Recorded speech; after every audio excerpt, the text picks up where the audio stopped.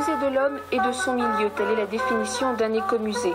Celui de Vendée a été créé en 1978, son antenne centrale est fixée au château du Puy-du-Fou. Sa mission, étudier et protéger le patrimoine de la population vendéenne. La vocation de l'écomusée de la Vendée est d'essayer de faire découvrir aux gens leur patrimoine pour le protéger et pour le conserver.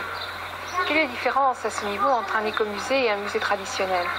Bien, la principale différence entre un écomusée et un musée traditionnel, c'est justement d'une part la participation des habitants, alors qu'en général dans un musée traditionnel un conservateur est tout seul, et d'autre part le fait que l'écomusée fait porter sur son effort sur un territoire. Or ici, le territoire c'est l'ensemble du département. Parmi les réalisations de l'écomusée de Vendée, le spectacle du Puy-du-Fou. Parmi les projets de ses responsables, dans le château du Puy-du-Fou, la création d'une galerie d'exposition permanente, de salles d'exposition temporaires et d'une salle d'animation pour les enfants. Des antennes de l'écomusée seront d'autre part créées à travers le département. Ces antennes donc, seront créées au gré du dynamisme des habitants qui sont groupés en général en associations et également au gré du dynamisme des collectivités locales. Et en fait, c'est une bonne volonté réciproque qui va permettre aux gens de découvrir qu'ils avaient un patrimoine sous les yeux dont ils n'avaient pas conscience et que petit à petit, il est nécessaire de faire des efforts donc, pour le mettre en valeur.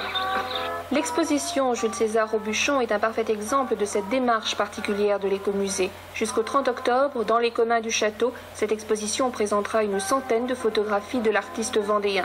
Le thème de cette exposition, la vie quotidienne de la population vendéenne au XIXe siècle. Nous avons décidé, pas moi toute seule bien sûr, avec M. Ribénon, de monter ce musée afin de faire ressortir, si vous voulez, des documents qui dormaient un peu déjà depuis pas mal d'années. De son vivant, mon grand-père était très connu, il a collaboré à énormément de revues artistiques, il a fondé le syndicat d'initiative à Poitiers, il a œuvré beaucoup dans ce domaine, il a fait des fouilles également puisqu'il est archéologue. Et je pense que tous ces documents qui dormaient au fond ne demandaient qu'à ressortir.